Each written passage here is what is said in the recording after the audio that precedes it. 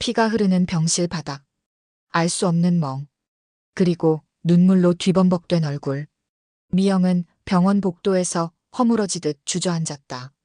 그녀의 어머니는 병실 침대에 의식 없이 누워 있었고 몸 곳곳에 원인 모를 멍이 가득했다. 간병을 맡았던 시아버지는 무슨 일이냐는 물음에 대답조차 제대로 하지 못했다. 완벽했던 우리 가족이 이렇게 무너질 줄 알았을까? 미영은 눈물을 삼키며 자문했다. 6개월 전, 미영의 삶은 말 그대로 평화 그 자체였다. 남편 준호와의 관계도 나쁘지 않았고 시댁과 친정 모두 좋은 관계를 유지하고 있었죠. 준호는 중견기업의 과장으로 승진을 준비 중이었고 미영은 동네 작은 미술학원을 운영하며 꾸준한 수입을 올렸습니다. 아이들에게 부족함 없는 삶을 만들어주는 것, 그것이 두 사람의 가장 큰 목표였다. 그날은 여느 날과 다름없이 저녁 식사를 준비하고 있을 때였습니다. 준호가 평소보다 일찍 집에 돌아왔어요. 그의 얼굴에는 뭔가 무거운 표정이 어려 있었죠. 여보, 오늘 일찍 왔네. 무슨 일 있어? 준호는 어색하게 웃으며 소파에 앉았어요. 그리고 한참을 망설이다 입을 열었습니다. 사실, 우리 부모님이 빚을 좀 지셨어. 상당히 큰 금액인데 도와드려야 할 것 같아. 미영은 당황했지만 애써 침착함을 유지했죠. 시부모님은 항상 넉넉하게 살아오셨고 지방의 땅도 여러 필지 갖고 계신 걸로 알고 있었으니까요. 얼마나 되는데? 준호의 대답은 충격적이었습니다. 5억. 그리고 이자가 계속 불어나고 있어. 미영은 숨이 멎는 것 같았어요. 5억이라니. 그들 부부가 10년 동안 모아온 돈의 거의 전부였죠.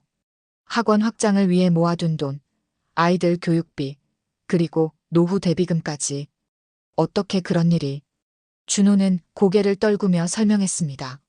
시부모님이 지방 개발 호재가 있다는 말에 속아 땅을 샀는데 개발 계획이 취소되며 그 땅은 아무도 사지 않는 애물단지가 되어버렸다고 했어요.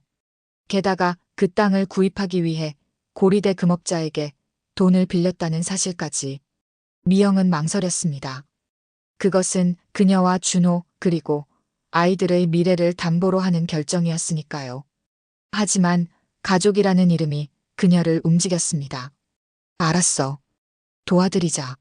가족이니까. 미영의 말에 준호는 안도의 한숨을 내쉬었어요. 그리고 그날 밤 그들은 은행에서 모든 저축을 인출했고 다음 날 시부모님의 빚을 갚았습니다. 미영은 학원 확장 계획을 접었고 준호는 더 열심히 일하기로 약속했죠. 하지만 문제는 그 다음이었습니다. 시부모님은 아무 일도 하지 않았어요. 이자를 내는 것도 빚을 줄이려는 노력도 없었죠. 오히려 잠시 힘든 시기일 뿐이라며 호의호식했습니다. 미영의 마음속에서는 의문이 꿈틀대기 시작했어요. 가족을 위한 결정이 정말 옳은 것이었을까? 그로부터 한 달이 지났을 때 미영은 충격적인 소식을 듣게 됩니다. 친정어머니가 갑자기 전화를 걸어왔죠. 미영아, 내 시어머니가 어제 우리 집에 왔었어. 사업 자금이 좀 필요하다고. 미영은 그 자리에서 얼어붙었어요. 시어머니가 친정까지 찾아가 돈을 빌려갔다니. 그것도 미영에게 한마디 상의도 없이. 얼마나 빌려가셨어요? 2천만 원. 내 시어머니가 급하다고 하니 어떻게 안 도와줄 수 있겠니? 미영은 머리가 지끈거렸습니다. 친정 부모님은 재활용 선별장을 운영하며 평생 성실하게 살아오셨죠. 그 돈은 부모님의 노후를 위해 차근차근 모아둔 돈이었을 텐데. 집에 돌아온 미영은 곧바로 준호에게 이 사실을 말했어요. 하지만 준호의 반응은 미영의 예상과 달랐습니다. 엄마가 그러셨어? 아마 급한 일이 있으셨나 보지. 곧 갚으실 거야. 준호의 눈에는 어떤 문제의식도 보이지 않았어요. 마치 이 상황이 완전히 자연스럽다는 듯이 말하는 그의 태도가 미영은 더 화가 났습니다. 당신 부모님, 우리한테 5억을 빌려가고도 모자라서 이제 내 친정까지 손을 뻗치고 있어. 어떻게 이런 상황을 그냥 넘어갈 수 있어? 준호는 한숨을 쉬었어요. 미영아, 가족 간에 그런 것까지 계산하면 어떡해. 부모님이 지금 어려운 시기를 보내고 계시잖아. 미영은 더 이상 참을 수 없었습니다. 가족이라는 이름으로 모든 것이 허용된다는 준호의 생각 방식이 이해되지 않았어요. 나도 당신 부모님 도울 때는 망설이지 않았어. 하지만 이건 달라. 내 부모님까지 끌어들이는 건 너무하잖아. 말다툼은 그렇게 끝났지만 미영의 마음은 더욱 복잡해졌어요. 다음 날 그녀는 시부모님을 직접 찾아갔습니다. 상황을 정확히 파악하고 해결책을 찾기 위해서였죠. 시부모님의 집은 여전히 호화로웠어요. 빚을 졌다는 사람들의 집이라고는 믿기지 않을 만큼 말이죠. 현관에 들어서자 시어머니가 반겨주었습니다. 아이고, 우리 며느리 왔구나. 마침 잘 왔어. 차 한잔 할래? 미영은 정중하게 차를 거절하고 본론으로 들어갔습니다. 어머님, 제 친정에 가셔서 돈을 빌리셨다고 들었어요. 시어머니의 표정이 순간 굳었다가 곧 풀어졌어요. 아, 그거. 잠깐 급한 일이 있어서 그랬어.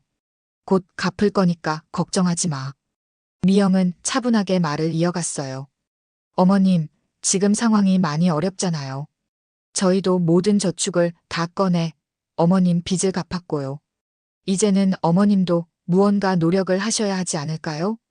그 말에 시어머니의 표정이 완전히 변했습니다. 내가 뭘 어쩌라고? 내가 지금 이 나이에 무슨 일을 할 수 있겠니? 미영은 조심스럽게 제안했어요. 우리 친정에서 운영하는 재활용 선별장에서 일해보시는 건 어떨까요? 인력이 항상 부족하다고 하셨거든요. 그 말에 시어머니의 눈이 커졌습니다. 그리고 이어진 말은 미영의 가슴에 큰 상처를 남겼죠. 뭐, 격떨어지게 사돈 밑에서 어떻게 일을 하라는 거야? 그런 더러운 곳에서? 미영은 충격을 받았어요. 평생 성실하게 살아온 그녀의 부모님이 시댁 눈에는 격이 떨어지는 사람들이었단 말인가요? 그 순간 미영의 마음속에 뭔가가 결정적으로 무너졌습니다. 어머님, 그건 제 부모님이 평생 일해온 곳이에요. 그리고 어머님이 빌려간 돈도 그곳에서 번 돈이고요. 미영은 더 이상 참지 않기로 결심했어요. 이대로는 안 된다. 이제는 갚게 해야 한다. 미영의 결심은 단단했습니다. 그날 저녁 준호와의 대화에서 그녀는 평소보다 더 단호한 태도를 취했어요. 준호야, 오늘 어머님 댁에 다녀왔어.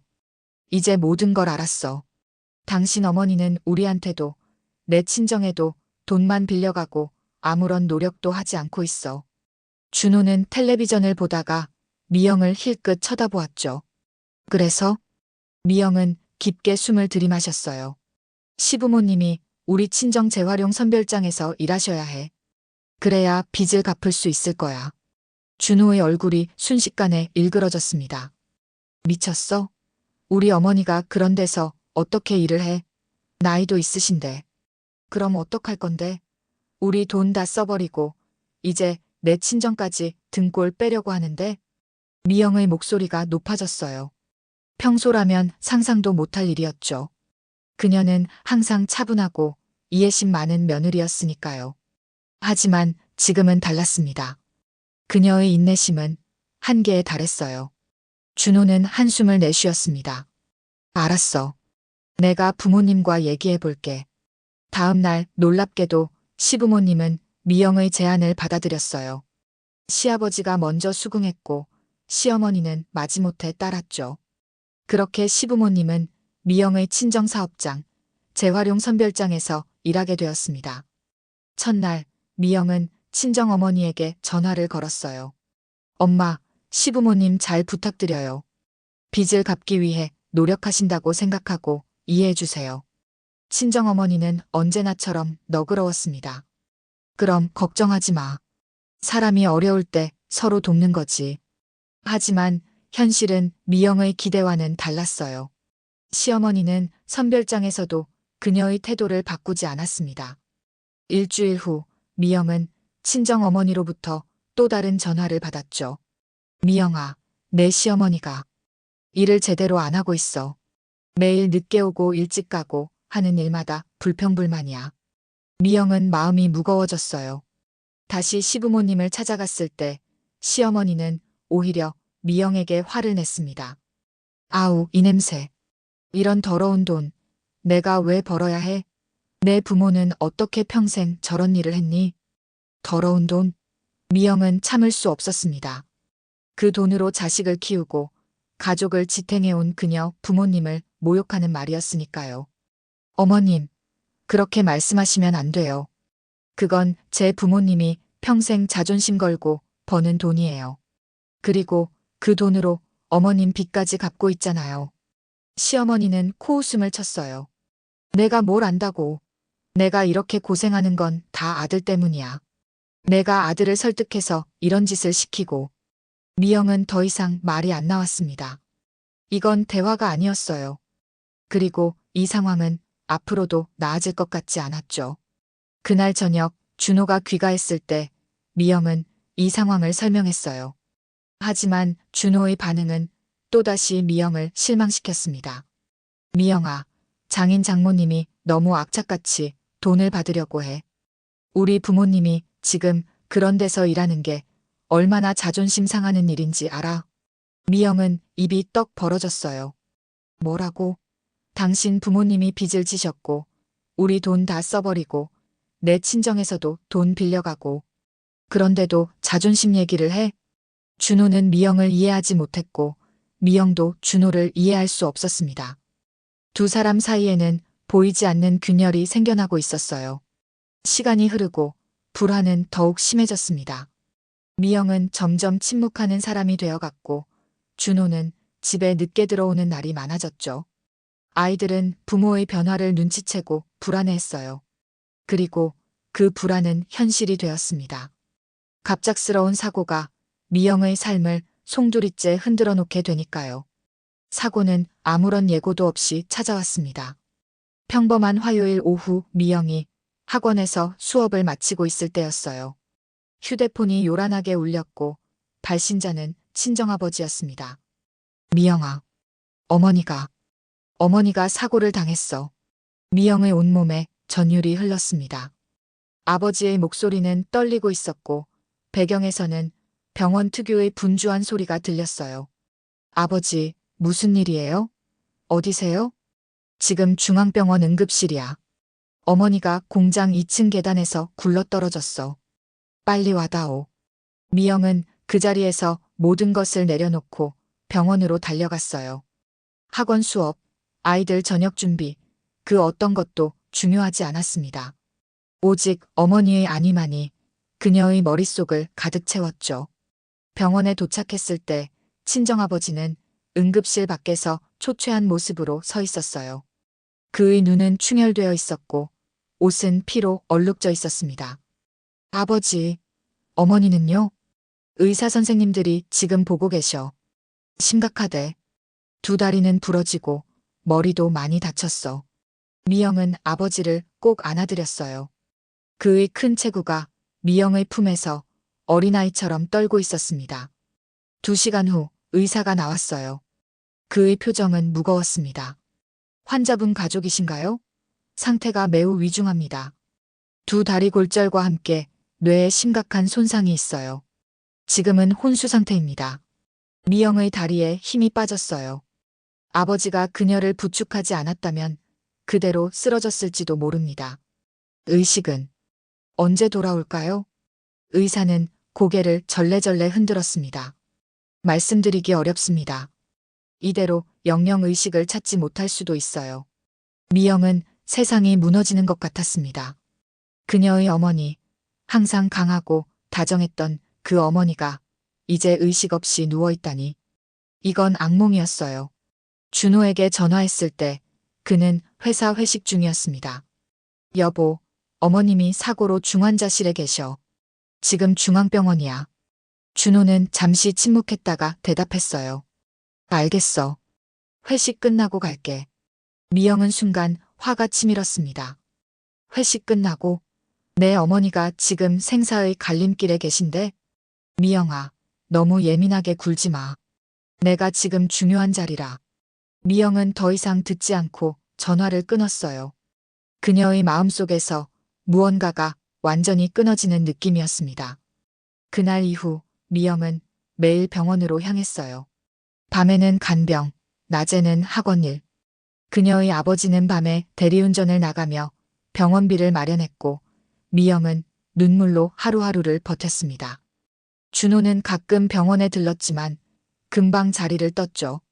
그는 항상 바쁘다는 핑계를 댔어요. 미영은 더 이상 그에게 기대하지 않았습니다. 일주일이 지났을 때 뜻밖의 제안이 왔어요.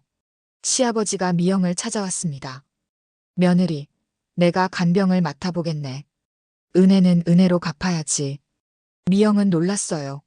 시어머니와는 달리 시아버지는 항상 조용하고 예의 바른 분이었지만 이렇게 적극적으로 나선 적은 없었거든요. 아버님, 정말요? 그래.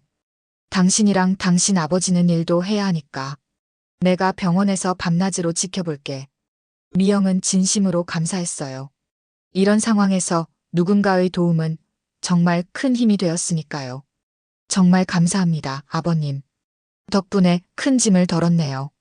그렇게 시아버지는 미영 어머니의 간병을 맡게 되었고 미영은 조금이나마 숨통이 트이는 기분이었습니다. 그리고 기적이 일어났어요. 열흘 만에 의식을 되찾은 어머니. 의사들조차 놀랐죠. 하지만 기쁨도 잠시, 미영은 더 큰 충격을 맞닥뜨리게 됩니다. 의식을 되찾은 어머니는 미영을 알아보지 못했습니다. 정확히는 아무도 알아보지 못했어요.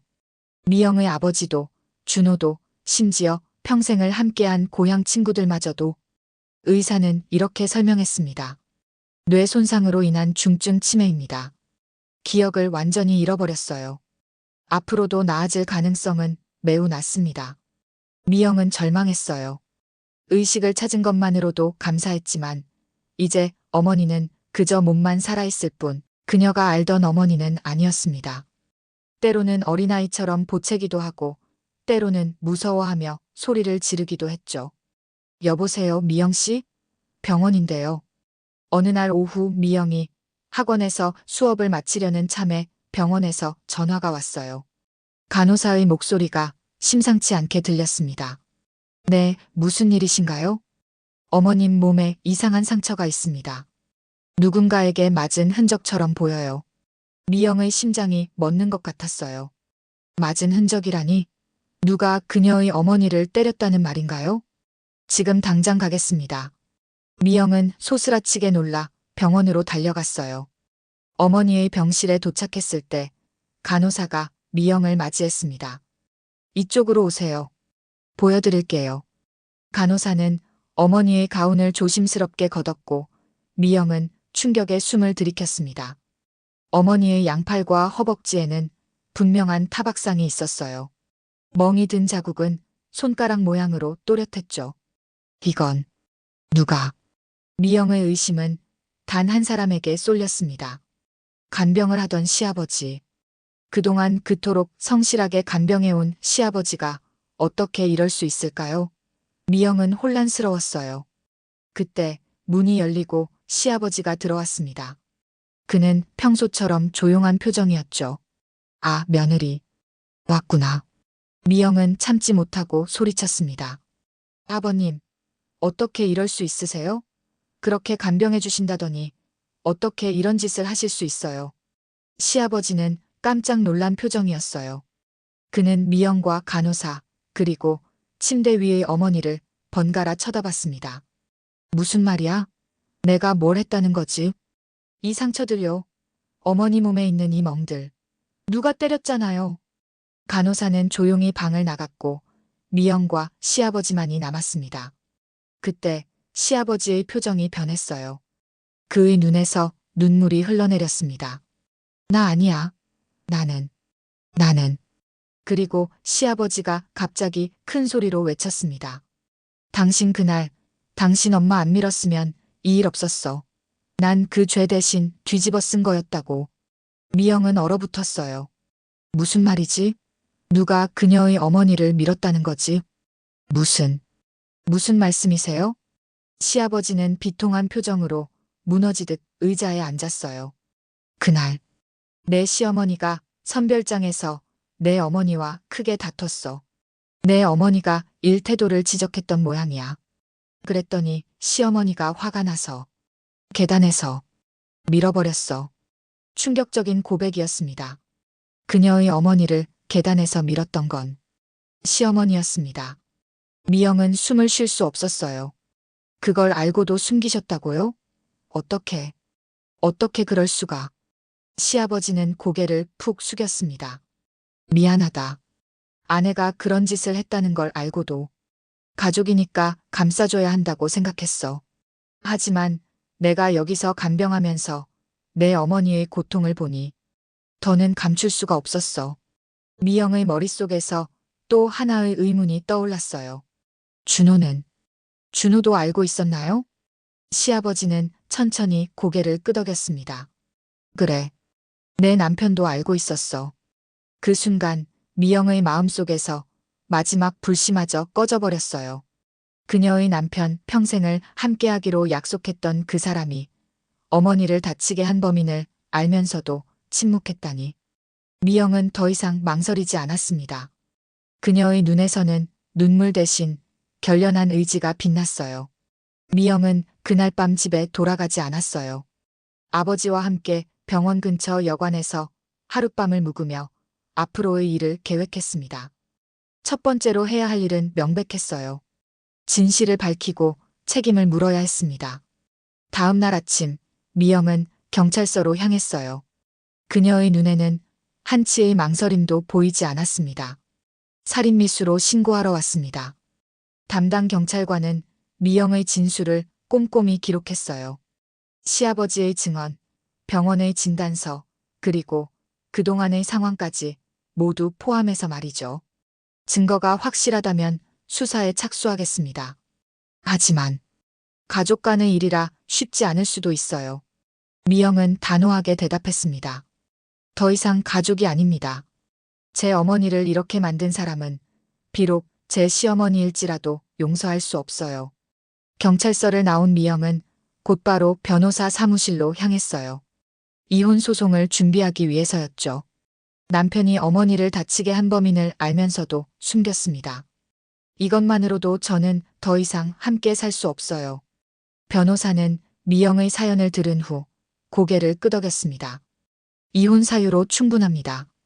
자녀 양육권과 재산 분할에 대해서도 유리한 위치에 있을 거예요. 준비를 마친 미영은 마침내 집으로 돌아갔어요. 준호는 이미 회사에서 돌아와 거실에서 텔레비전을 보고 있었습니다. 어디 갔다 왔어? 어제부터 연락도 안 되고. 미영은 차분하게 가방에서 서류 봉투를 꺼냈어요.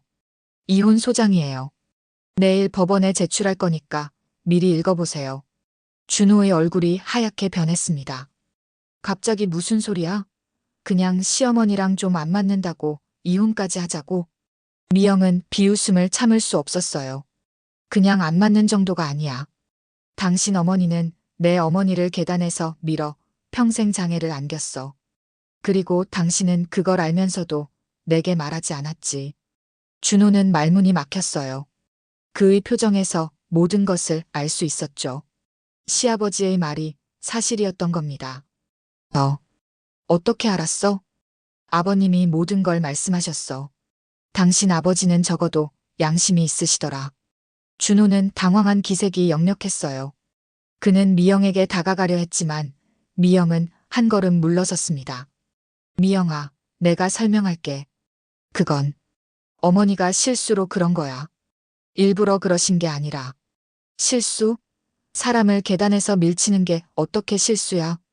미영의 목소리는 떨리고 있었지만 그녀의 결심은 확고했어요. 더 이상 말하지 마. 난 이미 경찰에 신고했어. 살인미수로. 준호의 얼굴이 창백해졌어요. 뭐? 미영아, 어떻게 그럴 수 있어? 우리는 가족이잖아. 가족? 내 어머니가 의식 없이 누워있을 때 당신은 회식이 더 중요했어. 그리고 당신 어머니가 내 어머니를 다치게 했다는 사실도 숨겼고. 그게 당신이 말하는 가족이야? 준호는 말을 더듬었어요. 미영아, 제발 우리 아이들 생각해봐. 이렇게 되면 아이들이 얼마나 상처받을지. 오히려 아이들을 위해서라도 이혼해야 해. 이런 집안에서 자라게 할 수는 없어. 미영은 준호의 간절한 표정에도 마음이 흔들리지 않았어요. 너무 많은 상처를 받았고 너무 큰 배신을 경험했으니까요. 준호는 마지막 수단으로 무릎을 꿇었습니다. 제발, 한 번만 더 기회를 줘. 내가 어머니도 설득하고 모든 걸 원상복구할게. 미영은 슬프게 미소 지었어요. 원상복구? 내 어머니의 기억도, 건강도 원상복구할 수 있어? 내 마음의 상처도? 그날 밤 미영은 아이들과 함께 짐을 쌌어요. 친정아버지가 마련해준 원룸으로 향하기 위해서였죠. 새로운 시작, 아픈 기억을 뒤로 한 채 시작하는 세상. 하지만 이것은 끝이 아니었습니다. 진짜 싸움은 이제부터 시작이었으니까요. 법정 싸움은 생각보다 길고 지난했습니다. 시어머니 측에서는 끝까지 혐의를 부인했고 준호는 이혼을 막기 위해 온갖 수단을 동원했어요. 하지만 미영은 물러서지 않았습니다. 그녀의 결심은 확고했으니까요. 형사재판 첫날 미영은 시어머니를 처음 마주했어요. 법정에 들어선 시어머니는 여전히 당당한 모습이었죠. 오히려 피해자인 척 연기하고 있었습니다. 재판장님, 저는 무고합니다. 제가 어떻게 장모님을 밀어 다치게 할 수 있겠어요? 며느리가 저를 모함하고 있어요. 변호인은 증거 부족을 주장했지만 미영 측 변호사가 결정적인 한 방을 날렸습니다. 재판장님, 저희에게 새로운 증인이 있습니다.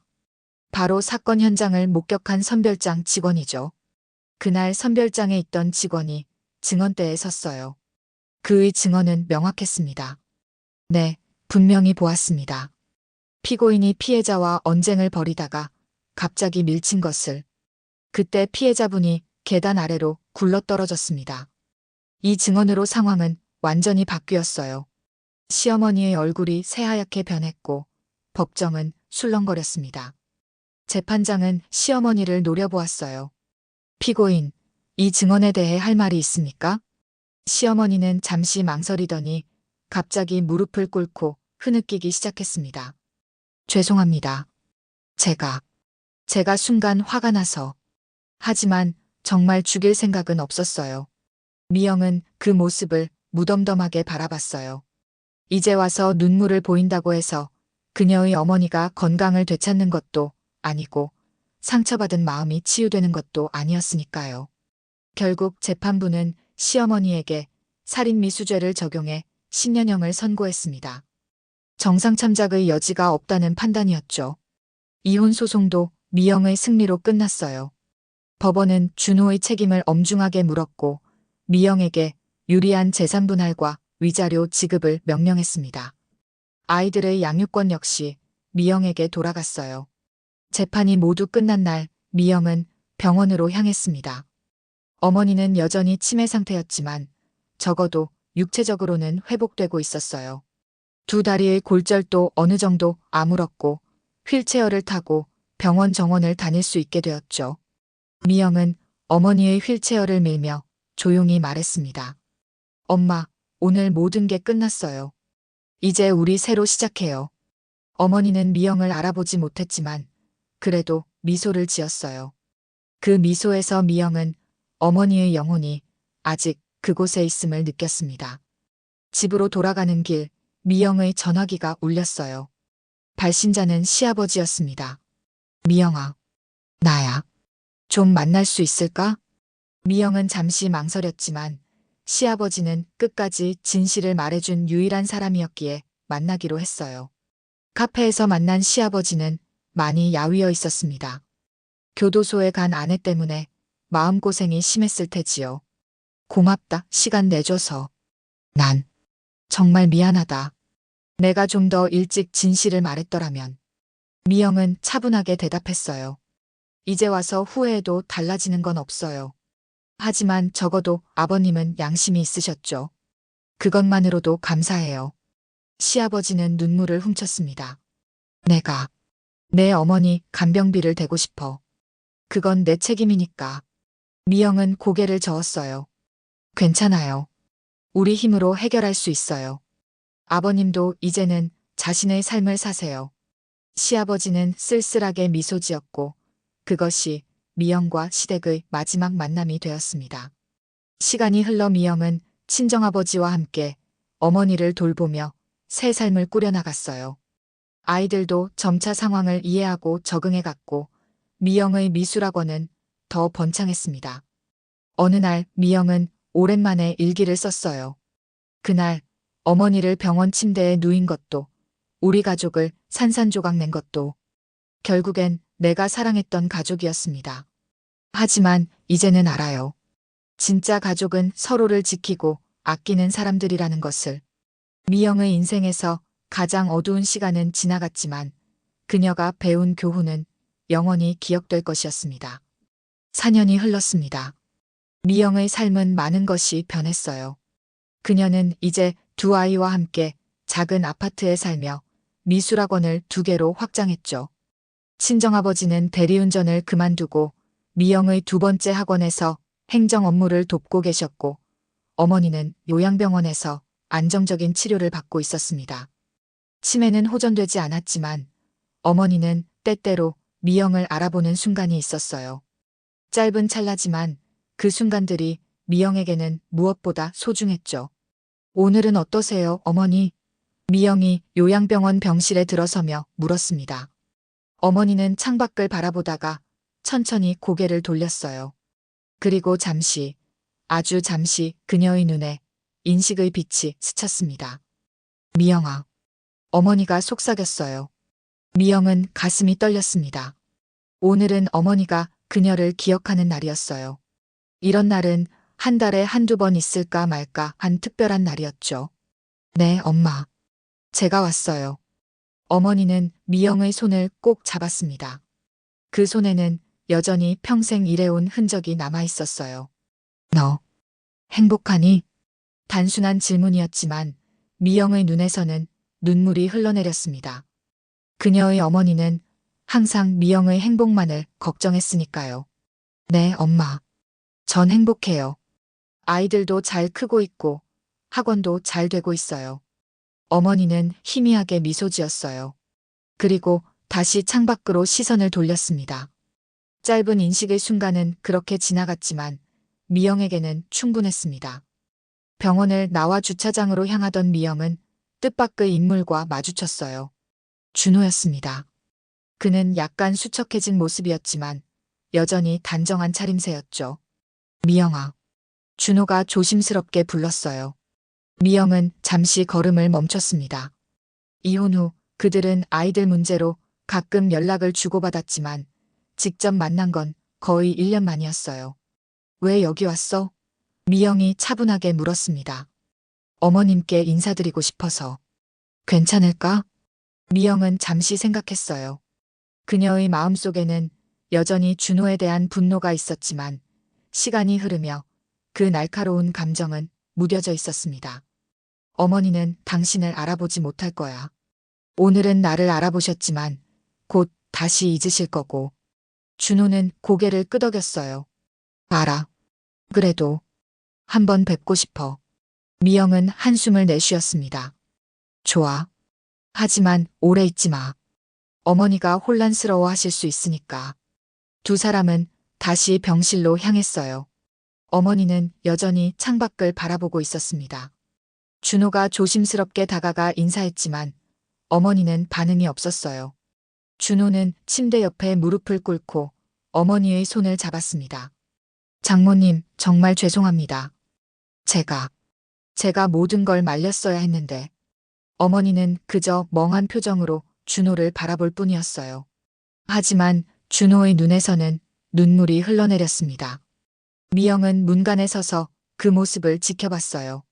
병실을 나온 후 준호가 미영에게 말했습니다. 미영아, 내 말이 맞았어. 내가 그때 진실을 말했어야 했어. 그랬다면 모든 게 달라졌을지도.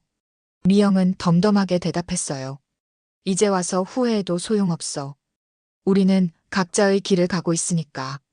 준호는 고개를 끄덕였습니다. 그래. 하지만 아이들은 잘 지내? 응. 종종 너를 그리워하지만 적응해가고 있어. 주말에 만나러 와도 좋아. 준호의 얼굴에 안도의 표정이 스쳤어요. 잠시 침묵이 흐른 후 그가 조심스럽게 물었습니다. 내 어머니는 어때? 미영은 차가운 표정을 지었습니다. 모르겠어. 내가 알 바 아니지. 시어머니는 여전히 교도소에 있었고 미영은 그녀에 대해 어떤 소식도 듣고 싶지 않았어요. 그것은 미영이 완전히 잊고 싶은 과거였으니까요. 헤어지기 전 준호가 마지막으로 말했습니다. 미영아, 우리가 다시 가능성이 있을까? 미영은 고개를 저었어요. 아니, 그건 불가능해. 우리 사이에 있었던 일은 결코 잊을 수 없어. 그날 밤 집으로 돌아온 미영은 아이들을 재우고 베란다에 나와 밤하늘을 바라봤어요. 별들이 유난히 밝게 빛나는 밤이었습니다. 엄마, 저 잘 살고 있어요. 걱정하지 마세요. 미영은 마음속으로 중얼거렸습니다. 그리고 그녀는 깨달았어요. 비록 고통스러운 과정이었지만 그녀는 이제 진정한 가족의 의미를 알게 되었다는 것을, 가족은 피보다 진실과 신뢰로 맺어지는 관계라는 것을, 그리고 미영은 자신의 가족을 지키기 위해 끝까지 싸웠고 이겨냈습니다. 미영의 인생에서 가장 어두운 시간은 지나갔고 이제 그녀 앞에는 새로운 시작이 기다리고 있었어요. 아픔을 이겨내고 더 강해진 그녀는 어머니가 그랬던 것처럼 두 아이를 위해 강하게 살아갈 것입니다. 그날 어머니를 병원 침대에 누인 것도, 우리 가족을 산산조각 낸 것도 결국엔 내가 사랑했던 가족이었지만 미영은 이제 새로운 의미의 가족을 만들어가고 있었습니다. 상처는 아물어가고 그 자리에는 더 단단한 유대가 자라나고 있었어요. 삶은 계속됩니다. 아픔을 딛고 더 나은 내일을 향해.